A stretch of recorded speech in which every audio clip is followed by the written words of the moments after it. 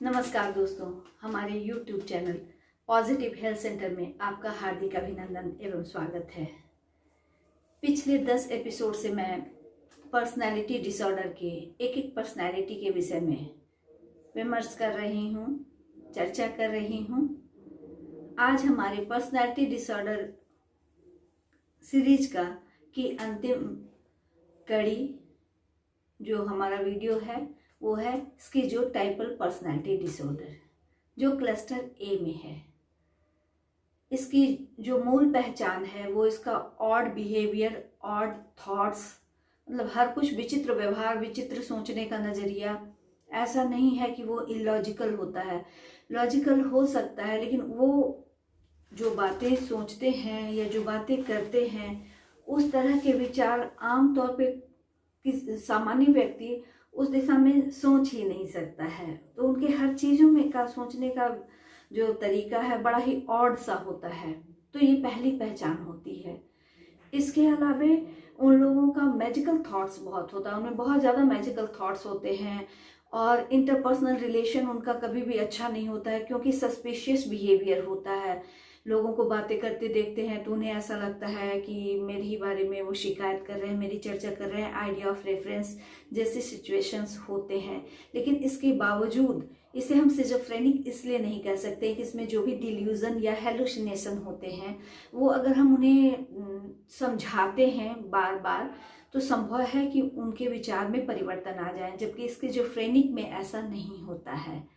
उनके false belief को किसी भी रीजनिंग से हम नहीं काट सकते हैं। तो कुछ इस तरह की चीज़ें, उसका जादू टोना या मैजिकल थॉट्स पे, मैजिकल हर चीज़ में उनका मैजिकल बिलीव होता है कि उटपटांग चीज़ें कि हम ऐसा करेंगे तो ये चमत्कार हो जाएगा।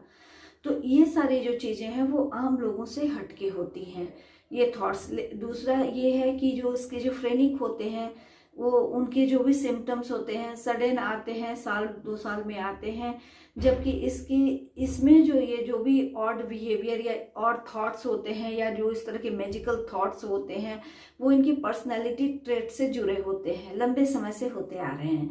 तो और जितने भी पर्सनैलिटी डिसऑर्डर हैं, जैसा कि मैंने बताया कि वो क्राइटेरिया इसमें भी है कि उम्र कम से कम 18 वर्ष होनी चाहिए या उससे अधिक, और ये जो भी समस्याएं हैं वो उनके हर फंक्शनिंग को डिस्टर्ब करे, उनके एजुकेशनल, उनके पर्सनल, उनके ऑक्यूपेशनल हर चीज़ फंक्शन डिस्टर्ब हो, उससे सिर्फ उन्हें ही नहीं दूसरे लोगों को भी उनके बिहेवियर या थॉट से परेशानी हो।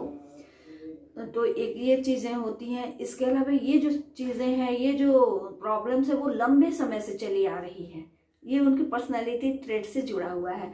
तो अगर इस तरह की समस्याएं हैं तो इसका ये संकेत इस ओर जाता है कि शायद ये बंदा स्किज़ोटाइपल पर्सनैलिटी डिसऑर्डर का पीड़ित है। DSM-4 TR के अकॉर्डिंग इसके 9 क्राइटेरिया हैं। उस 9 क्राइटेरिया में कम से कम 3 या 4 का होना अनिवार्य है। तो ये 9 क्राइटेरिया क्या है वो मैं 1 by 1 बताना चाहूँगी।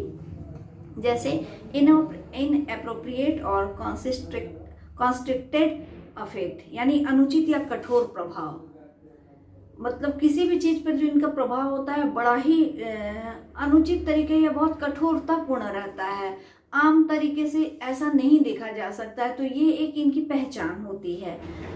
दूसरा, जैसा कि मैंने पहले बताया, ऑड, इसेंट्रिक और पेक्यूलियर बिहेवियर। इनका हर बिहेवियर ऑड, इनका सोचने का थॉट तरीका वो पेक्यूलियर ऑड सा होता है, आम लोगों से हट के होता है। जैसे वो बैठ रहे हैं, उठ रहे हैं, सोच रहे हैं, वो सब बड़ा ही विचित्र प्रकार का होता है कि एक आम इंसान को बहुत सहजता से ये बातें समझ में आने लग रही हैं। तीसरा है और बेनिफिट्स और मैजिकल थिंकिंग। इनकी थिंकिंग बड़ी मैजिकल होती है, जैसे उनको हमेशा ये होता है कि इस तरह की चीज़ें करूँगा तो ये चीज़ें हो जाएंगी। अगर मैं 5 बार एक पैर पे खड़ा होकर प्रार्थना करूँगा तो किसी की ज़िंदगी बच जाएगी। अगर मैं इस चीज़ को या मैं इस चीज़ को इस तरीके से करूँगा, जैसे मैं कॉइन्स की जगह पत्ते को बना लूँगा तो मेरे पास लक्ष्मी आएंगी। तो इस तरह की अजीबोगरीब बातें और थॉट्स उनके होते हैं। जिसको आप समझ ही नहीं सकते हैं कि ये थॉट्स कहाँ से आ रहे हैं, क्यों आ रहे हैं। उसके बाद चौथा है सस्पिशियसनेस और पैरानॉइड आइडियाज। लोगों को आपस में बातचीत करते देखेंगे, उन्हें मन में शंका होगा कि ये मेरी शिकायत कर रहे हैं, ये मेरे खिलाफ साजिश कर रहे हैं, ये मुझे हार्म पहुंचा सकते हैं, ये मेरे बच्चे को मारना चाहते हैं। तरह तरह के पैरानॉइड थॉट्स इनमें बनते रहते हैं, आते रहते हैं। लेकिन अगर उसको हम लोग तह तक जाएं, पूछें, एक बार समझाएंगे तो वो नहीं, वो अपने थॉट पे कायम रहेंगे। नहीं, ये बात मैं बता रहा हूँ बिलीव से, ऐसा इसलिए क्योंकि पिछली बार उस आदमी ने 2 बार दरवाजे को नॉक किया था तो मेरा बेटा बीमार हो गया था, वो मेरे बेटे को मारने के लिए ऐसा करता है। और इस बात में कोई रीजनिंग नहीं है, लेकिन उनको लगता है कि नहीं ये बात सही है, और इसके पहले भी एक बार हुआ था तो इस बार भी यही होगा। तो इस तरह के इनके अजीबोगरीब विचार होते हैं। छठा, ऑब्सेसिव रिमिनेशन विदाउट इनर रेसिस्टेंस, यानी आंतरिक प्रतिरोध के बिना जुनूनी अफवाह। तो अजीबोगरीब जुनूनी अफवाह भी ये फैला देंगे कि फलाने आदमी उसको मारने वाले हैं या उसके साथ वो होने वाला। जब आप पूछेंगे आपको लगेगा कोई रीजनेबल वो कॉज बताएंगे, तो नहीं, वो ऐसा उटपटांग वो कारण बताएंगे कि आप सकते में आ जाएंगे। अगर आप शुरुआत में उसके उस अफवाह पे जाएंगे, आप डर जाएंगे कि ये बात ऐसी है शायद, लेकिन जब आप पूछेंगे कि तुम्हें कैसे पता चला कि ये, तो वो जो उसका कारण बताएंगे वो बड़ा ही अजीबोगरीब और विचित्र होगा। तो उसे सहजता से समझ में आ जाएगा कि उनका थॉट प्रोसेस क्या है। 7वां, अनयूजुअल परसेप्चुअल एक्सपीरियंसेस। वो जो भी परसीव कर रहे हैं, जो भी अनुभव कर रहे हैं, वो बड़ा ही अनयूजुअल, असामान्य अवधारणा उनकी बनी, अजीबोगरीब उनका वो होता है कि व्यक्त करते हैं। और इसी से मैंने कहा इनमें मैजिकल थिंकिंग जबरदस्त होती है। ये अजीबोगरीब अनयूजुअल परसेप्चुअल एक्सपीरियंसेस होते हैं जिसके जो मैक्सिमम उनकी जुड़ी मैजिकल थिंकिंग से जुड़ी रहती है। तो ये चीजें जो है ये उसकी एक अलग पहचान बताती है कि ये बंदा जो है सिजोटाइपल पर्सनालिटी डिसऑर्डर का मरीज हो सकता है। 8वां, वेग सर्कमस्टांशियल मेटाफोरिकल और स्टीरियोटाइप थिंकिंग। परिस्थिति जन्य संरक्षक या रूढ़िवादी सोच इनकी होती है।